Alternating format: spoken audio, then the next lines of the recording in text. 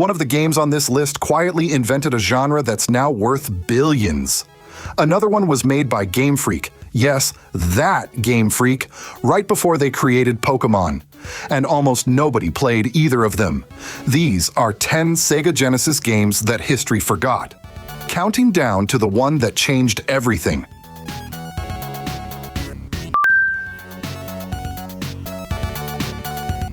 Kicking off at number 10, Ranger X, a mech shooter that looks like it's running on hardware that shouldn't exist.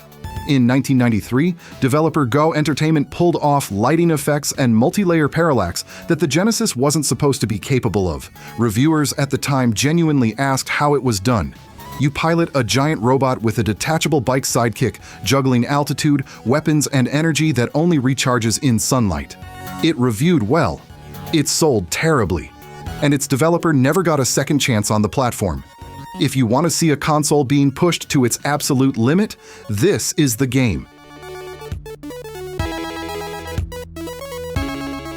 Number 9, Gley Lancer, a space shooter that Western players legally could not buy for almost 30 years. Released in Japan only in 1992, it built its reputation the hard way, through import scenes and word of mouth, thanks to its mover system. Satellite guns you can angle in any direction, turning every run into a positioning puzzle. Here's the good news, and it's rare in this genre.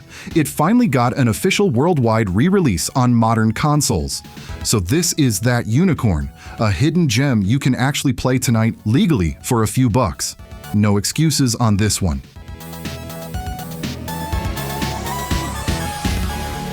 At number 8, Sub-Terrania, the Genesis game made by the future creators of Hitman. Before IO Interactive existed, its founders were a Danish demoscene crew called Zyrinx, and this was them showing off. A gravity-based rescue shooter where your ship fights inertia, fuel, and physics more than it fights aliens. It's demanding in a way console games rarely dared to be. Every movement is a commitment. Sega published it. Players bounced off its difficulty, and it vanished. But play it today, and you can feel the DNA of a studio that would go on to define stealth games. Number 7, Shadowrun on Genesis, not the SNES one, and that distinction matters. Same cyberpunk license, two completely different games. While the SNES version went point and click, Blue Sky Software built something years ahead of schedule. An open structure RPG where you take mercenary contracts in any order, hire a team, and jack into the Matrix on your own terms. In 1994, on a cartridge, that was almost unheard of. RPG fans on the platform were starving.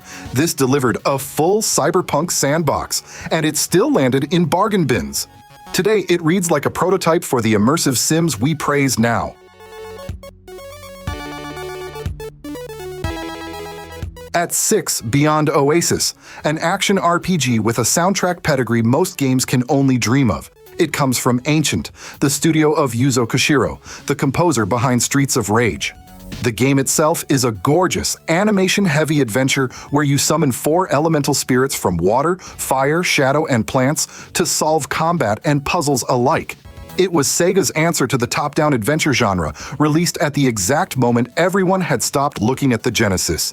We can't play you the soundtrack here, writes, which is honestly the best reason to go hear it at the source. Still with me? Good, because the top 5 is where it gets weird. A game with a secret Sonic cameo, one that cut 90% of its bosses, and that billion-dollar genre I promised you.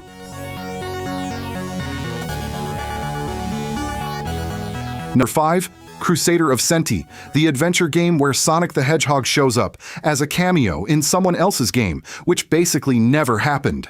And here's a twist. It comes from Nextech, the same team that made our number 10 renamed. Their adventure pulls a trick that still lands today. Partway in, you lose the ability to talk to humans and start understanding animals instead, and the story uses that switch to say something genuinely thoughtful about who the monsters really are. It's charming, it's smart, and an original cartridge now costs more than a modern console, which tells you exactly how few people bought it in 1994.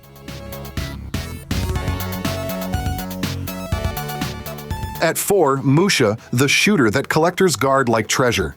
Made by Compile, the undisputed masters of the genre, it throws a flying samurai mech through feudal futuristic Japan at a speed the Genesis handles without dropping a single frame in 1990. The thumping soundtrack pushes the sound chip somewhere between metal and techno. North America got a tiny print run, the game tanked commercially, and today an original cart trades for hundreds of dollars. The gameplay backs up the price tag. This is arguably the platform's finest pure shooter.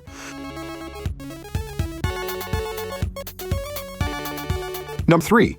Alien Soldier, the game whose director wanted 100 boss fights. Treasure, the studio behind Gunstar Heroes, let designer Hideyuki Suganami chase a pure boss rush vision. No filler, no padding, just you against a wall of monsters. Reality cut it down to around 25 bosses, and the result is still one of the most intense action games on any 16-bit machine. The catch? By 1995, the Genesis was commercially dead in Japan, and in North America it never even got a cartridge. It went out through the Sega Channel, a cable download service, and then it was just gone. A masterpiece delivered to an empty theater. At number 2, Pulseman. In 1994, a small studio called Game Freak, 2 years before Pokémon, made a lightning-fast platformer about an electric hero who can turn into a living bolt and ride through wires. Character design by Ken Sugimori. Yes, the man who would draw Pikachu designed this hero first. Look at him and tell me you don't see it. It came out in Japan and in America only as a Sega Channel download, so almost nobody here ever touched the last thing Game Freak built before becoming the biggest media franchise on the planet. This is gaming history hiding in plain sight on the wrong console. And number 1, Herzog Zwei. In 1989, before Dune 2, before Warcraft, before StarCraft, Technosoft shipped a Genesis game where you command an army in real time, build units, capture bases, manage resources, all while piloting a transforming mech that is your cursor. Sound familiar? It should. Brett Sperry, co-creator of Dune Dakyuan, the game that defined real-time strategy, cited Herzog Zwei as a key inspiration. And through that lineage, every RTS and every MOBA you've ever played traces a line back to this cartridge. It reviewed badly. It confused everyone. It was simply too early. The most influential Genesis game isn't Sonic, it's the one nobody bought.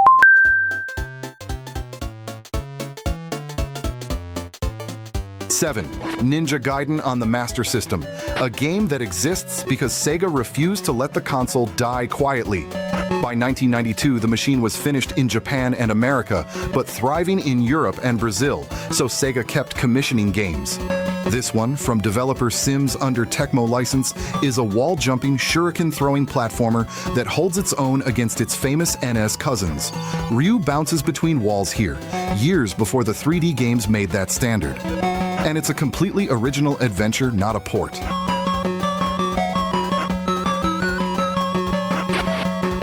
6. Zillion, Sega's anime tie-in that out-Metroids most Metroid clones. Based on a Japanese anime, it drops Agent JJ into a sprawling underground base with one rule: brains before bullets. You gather ID cards, punch codes into terminals, and free teammates who then become playable, each with different stats. In 1987, that structure, exploration, codes, multiple heroes, felt like science fiction. Sega even sold a real Zillion laser tag toy line tied to the show. It reviewed well, then vanished with the console.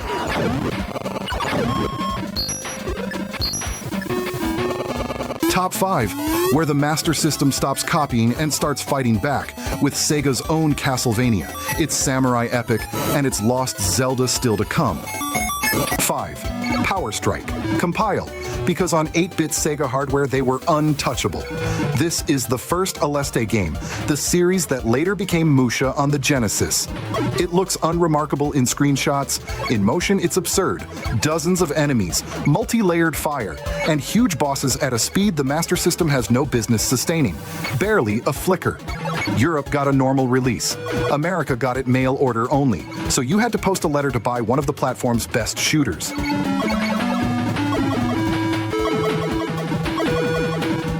4. Psycho Fox, the platformer with the strangest movement on the system. You're a fox with a punch and a shrine stick that swaps your body between 4 animals: fox, monkey, hippo, tiger, each with different jumps and powers, all wired around momentum. Get a full sprint going and you fly across the stage like a pinball. Developer Vic Tokai clearly loved these mechanics. Decap Attack is its spiritual successor on the Genesis. It's fast, sunny, and completely forgotten.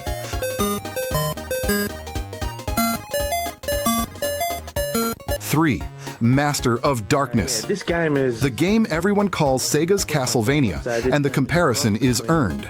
Victorian London, the Jack the Ripper murders, and a psychologist named Dr. Social who follows the killings all the way down to a ritual resurrecting Dracula.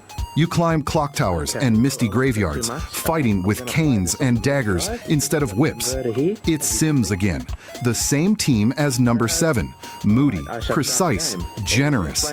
It landed in Europe as the 16-bit era roared, so almost nobody noticed one of the system's best Gothic platformers.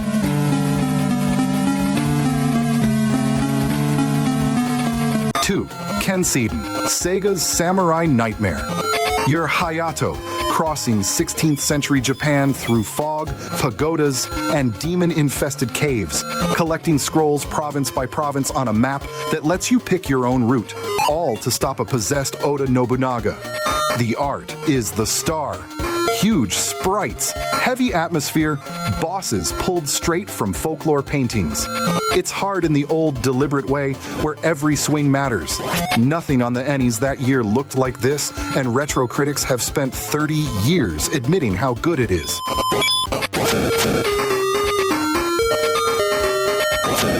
And number 1, Golden Axe Warrior, Sega's Lost Zelda. Not inspired by, not adjacent to. A full top-down action-adventure in the exact mold of the original Legend of Zelda. An overworld topping 200 screens, 9 crystals in dungeon labyrinths, items that open new paths, all wearing Golden Axe's world as a skin. It's genuinely good. IGN later filed it among gaming's most shameless Zelda ripoffs. But it launched on a console the West had already abandoned. Sega made it Zelda, and history didn't show up.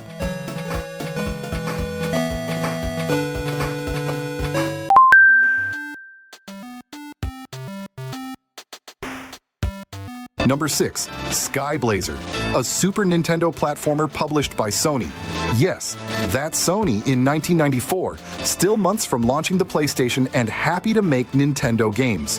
Developer Ukiyo-tei had just finished the movie tie-in for Hook, and here they cut loose. You're a sky warrior climbing rotating towers, gliding over collapsing bridges, and diving through pseudo-3D flying stages that push the hardware hard. Critics liked it. Almost nobody bought it. Then the PlayStation arrived, and Sony forgot it ever made Super Nintendo games.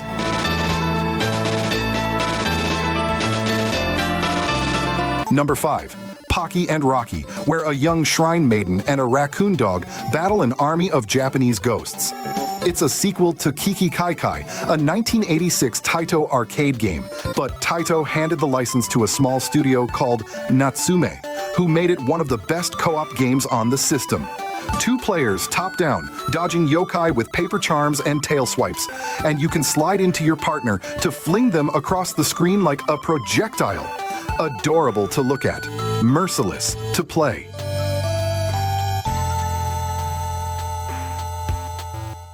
Number 4, Space Megaforce, known as Super Aleste in Japan, a 1992 shooter from Compile, the genre masters, published by Toho. Yes, the Godzilla company. It hands you 8 weapons with 6 power levels each, 48 firing modes on a console that supposedly couldn't handle shooters, and it runs fast and clean, barely a flicker. In 1997, Electronic Gaming Monthly ranked it among the 50 best console games ever made. Then everyone forgot it existed. If you try one Super Nintendo shooter, this is the one.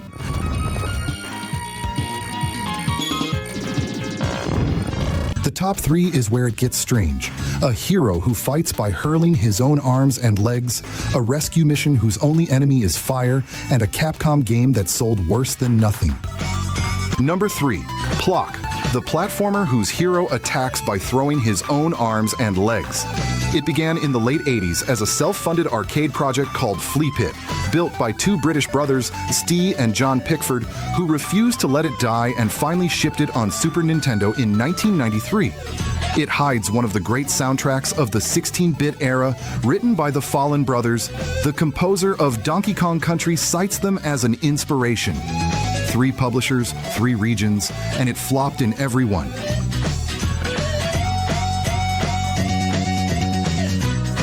Number 2, The Firemen, one of the only games where the enemy is fire itself. No aliens, no army, just a chemical plant on Christmas Eve, a building burning out of control, and you, a hose, and a partner rescuing survivors floor by floor while the blaze spreads in real time.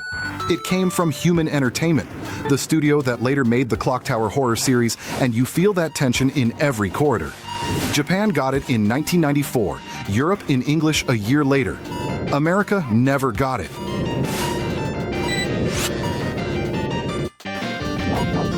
Number 1, Demon's Crest, the biggest injustice on the Super Nintendo. Capcom took Firebrand, the Ghosts and Goblins boss from 1985, and made him the hero, a dark, gorgeous game where you fly, dive, and hunt magical crests across a gothic kingdom on your own terms. It's the most atmospheric thing Capcom made that decade. Yet it bombed so hard it's legend. Nintendo Power reported that in 1 week, more copies came back to stores than sold. Negative sales. Today, critics rank it among the system's best.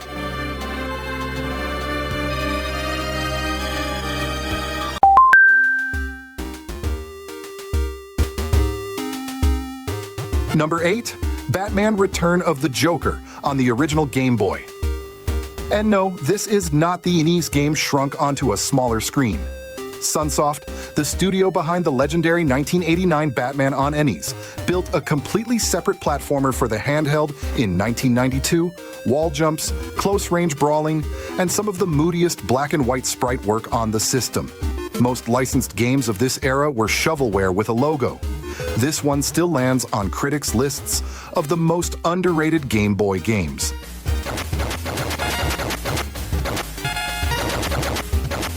Number 7. Fortified Zone from Jaleco, 1991, known in Japan as Akari no Yusai, the Fortress of Fury.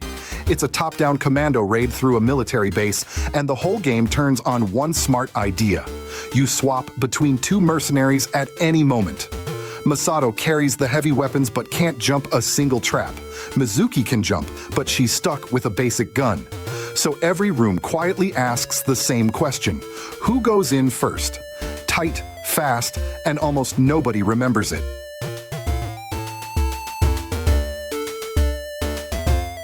At number 6, Skate or Die Bad and Rad. On paper, a skateboarding license from Electronic Arts. In practice, Konami took it in 1990 and built something else entirely. A side-scrolling action game where the board is a weapon, with half-pipe stages that flip gravity as you carve over the screen. And here's the detail that makes it history.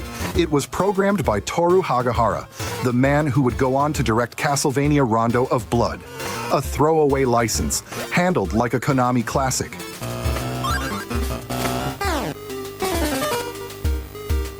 Top 5, where a stitched-together monster hunts his girlfriend's scattered body parts. A half-genie arrives a whole console too late, and a shape-shifting creature crosses one of the most beautiful worlds the Game Boy ever made. Number 5, Dr. Franken, published by Britain's Elite Systems in 1992. You are Frankie, a Frankenstein's monster wandering a massive castle, collecting the scattered body parts of his girlfriend Bitsy. Yes, really. And under the weird premise sits something ahead of its time, a sprawling, non-linear castle with hundreds of rooms to explore, years before anyone said the word Metroidvania. The sprites are enormous, the atmosphere thick, and the game sank into the bargain bins of history anyway. Devenu bien vide, mais il a gagné des musiques de qualité CD. At number 4, Diane, stay with me, Wacky Races on the Game Boy Color. a cartoon kart racer from 2000 that has no business being this good. It was built for Infogrames by Velez and Dubail, a French studio of exactly two people, the same duo behind V-Rally, with a reputation for making the color do things it was never designed to. 8 racers from the Hanna-Barbera cartoon, 9 tracks across America, and a sense of speed that feels illegal on an 8-bit handheld.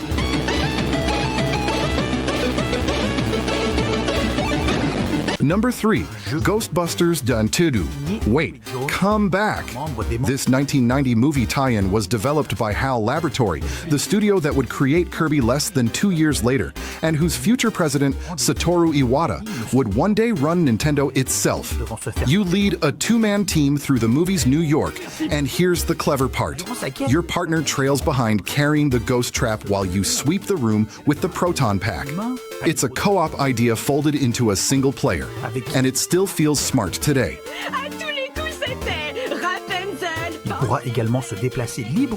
Number 2, Shantae. Yes, that Shantae. The half-genie headlining indie games right now started here on the Game Boy Color in June 2002. Read that date again. The Game Boy Advance had been out for over a year. WayForward's gorgeous, hair-whipping platformer, published by Capcom, with dance transformations and a real day-night cycle, landed on a console the world had already abandoned. It sold terribly.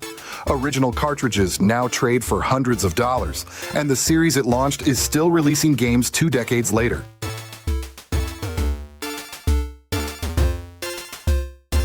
And number 1, Trip World from Sunsoft, the studio behind the cult classic Gimmick. Japan got it in late 1992, Europe the year after, North America never. You play Yakupu, a shape-shifting creature who morphs into a fish or a flower, crossing one of the most beautiful worlds on the Game Boy to recover a stolen flower of peace. It flopped, and European originals now sell for hundreds of dollars. In 2023, Limited Run and Sunsoft revived it as Trip World DX on a new cartridge that runs on real Game Boy hardware.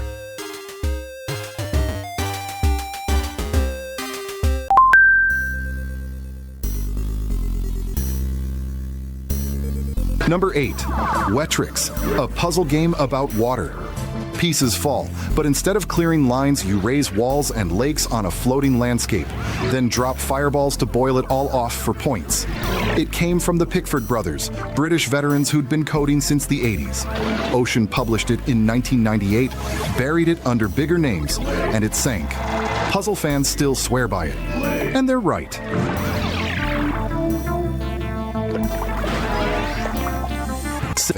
Chameleon Twist, where your tongue is the entire game. You're a chameleon who fires it out to grab enemies, swallow them, and spit them back as ammo, or swing across gaps with it like a grappling hook. Japan System Supply built it in 1997, Sunsoft brought it west, and critics griped that it was too short. But nothing else on the console controls like it. A weird idea, fully committed. That's the whole N64 in one cartridge.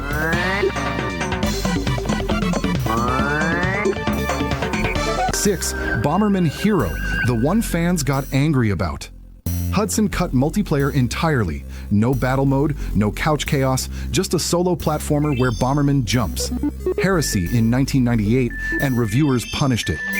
But they all missed the soundtrack. Composer Jun Chikuma put drum and bass and acid techno on Nintendo hardware, years before that was fashionable. That score has vinyl re-releases now. History booed the wrong thing.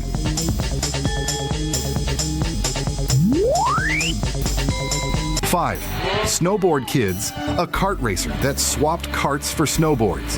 Rackdim and Atlas took the formula downhill in 1998 with big-headed kids, absurd items, and one genuinely clever twist, the ski lift. You ride back up after every run, which turns each race into ambushes and last-second comebacks. Atlas was a niche name on Nintendo hardware, so it slipped by. Anyone who actually owned it still lights up talking about it.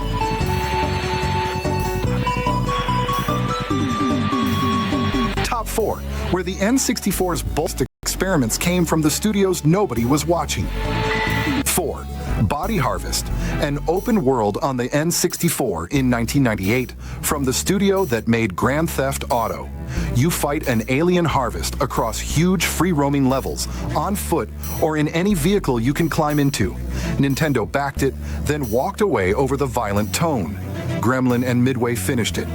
Rough, ambitious, and dripping with ideas, Grand Theft Auto would later polish into gold. Open-world history that sold like a secret.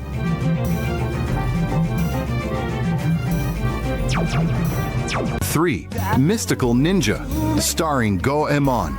Konami just revived the series with a 13-game collection and left this one out. It might be the best of them, a full 3D adventure across a myth-flavored Japan with musical numbers that kick in mid-quest and a giant robot named Impact you pilot in first-person boss fights. It baffled Western marketing in 1998. The series is finally getting its flowers. This one is still waiting for its bouquet.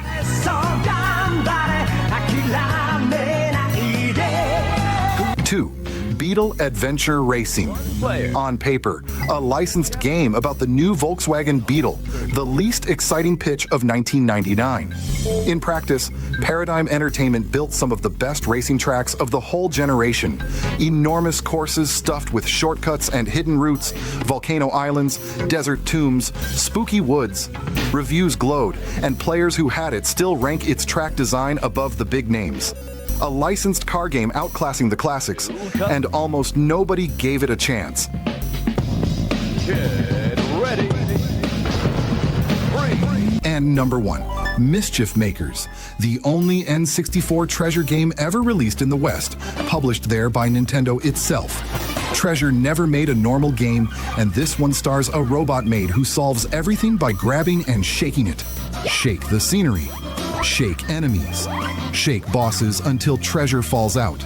A 2D side-scroller built by a 12-person team in 1997, landing just as the market decided 2D was the past. It reviewed well, sold poorly, and vanished. Say shake shake to a treasure fan and watch what happens.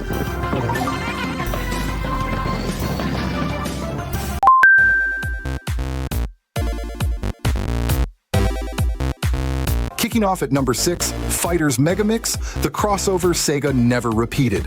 AM2 took the casts of Virtua Fighter and Fighting Vipers, threw them into one game, then lost its mind.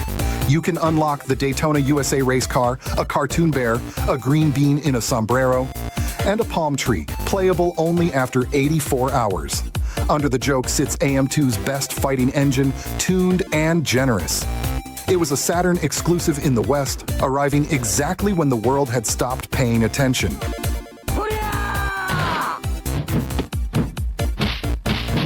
At number 5, Saturn Bomberman, widely considered the best Bomberman ever made, on the console nobody owned. The headline feature is legendary, 10-player multiplayer on one screen at once with the right adapters.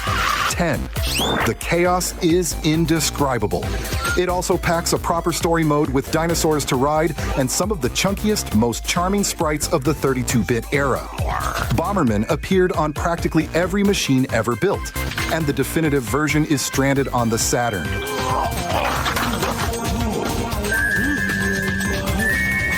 Number 4, Shining Wisdom, the black sheep of the Shining series. Instead of tactics or dungeon crawling, this one is a full-action adventure. You're Mars, an orphaned squire, on a quest built around one verb, dash. Momentum opens paths, charges attacks, drives the puzzles. Series purists shrugged. Adventure fans who actually played it found a polished, inventive quest wearing the wrong family name.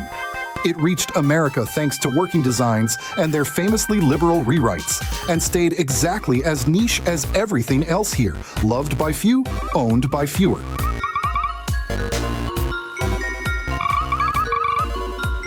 Stay with me, because the top 3 is where the Saturn tragedy peaks.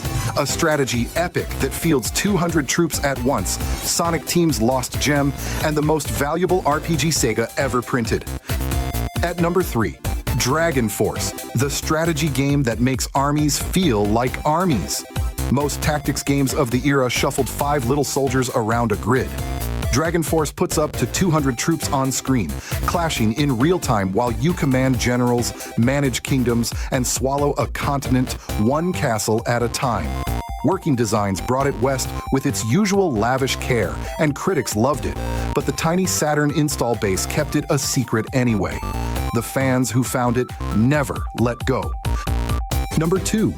Burning Rangers, Sonic Team's final Saturn game, and their strangest. No hedgehog.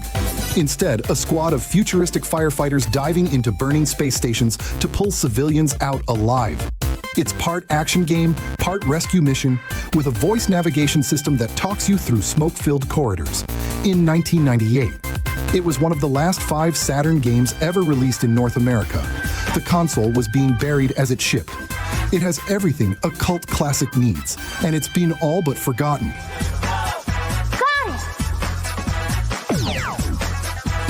And number 1, Panzer Dragoon Saga, Sega's most expensive regret.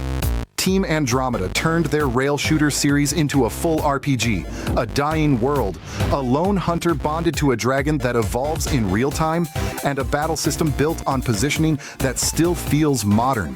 Critics were stunned, and Sega of America printed almost nothing. It arrived as the Saturn was being executed in public in vanishingly small numbers. Today, a complete copy routinely costs more than a working Saturn. It has never been re-released, ported, or remastered.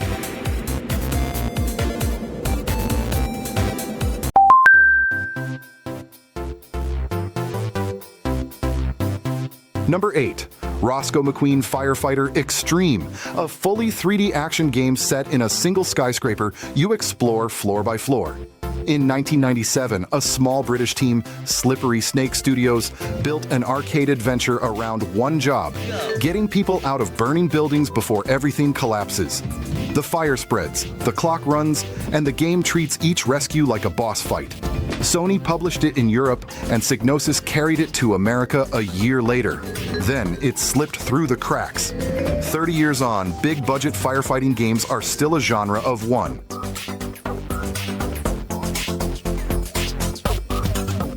Number 7. Libero Grande, the football game where you do not control the team. Namco took the rule every soccer game agreed on: you are the whole squad, and threw it away. You pick one of the star players, and you are that player for 90 minutes, living every run, pass, and mistake yourself. It started in arcades in 1997, reached PlayStation in 1998, and never came to North America.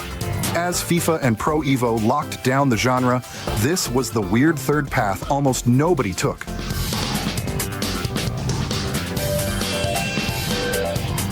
Number 6. Poi Poi, Konami's 4-player chaos engine.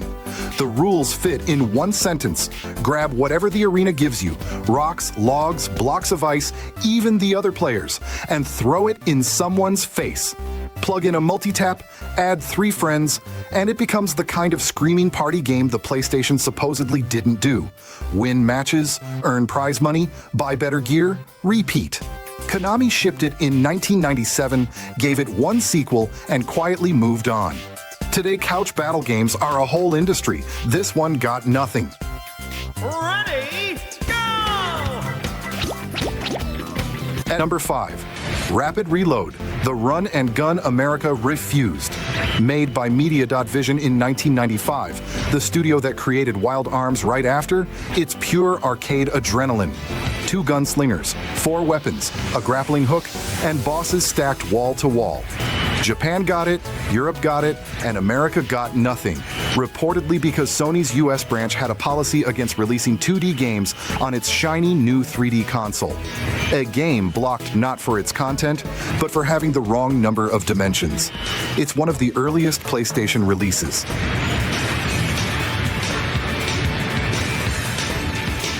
Stick around, because the top 4 only get stranger. A real-time strategy game hiding inside a cartoon brawl, a shooter armed with ice cream, a puzzle hit designed by a university professor, and the game that turns your own music CDs into levels. Number 4. Team Buddies, the last game Psygnosis' Camden studio ever made, and one of the strangest send-offs in PlayStation history. Little pill-shaped soldiers fight over crates that fall from the sky, stack the crates, and they build into weapons, vehicles, even base upgrades. A real-time strategy game disguised as a cartoon brawl. It's foul-mouthed, ridiculous, and mechanically years ahead of the party games it resembles. It launched in September 2000, within weeks of the PlayStation 2 arriving, like opening a restaurant the night the street moves away.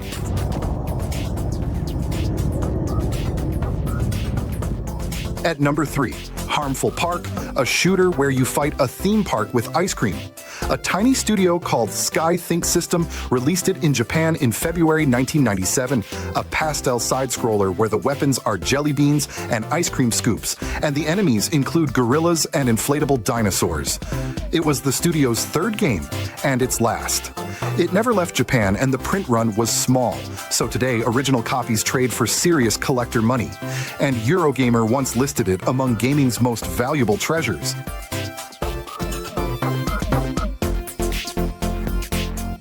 Number 2, Intelligent Cube, the puzzle game designed by a university professor. Masahiko Sato taught at the Tokyo University of the Arts, and his game feels like an art installation you can lose. You stand on a vast floor of stone as waves of massive cubes roll toward you, erasing them one calculated step before they crush you. In Japan, it was a hit, some 750,000 copies in 1997, plus an award at the Japan Media Arts Festival. Renamed Kurushi in Europe, it evaporated everywhere else.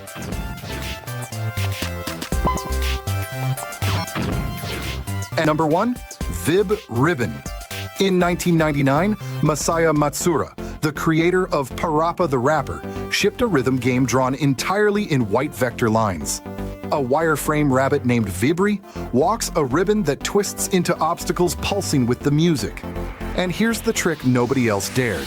The whole game loads into the console's memory, so you eject the disc, drop in any music CD you own, and it builds a level from your song.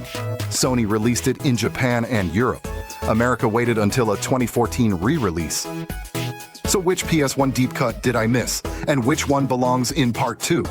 Every forgotten game deserves one more continue.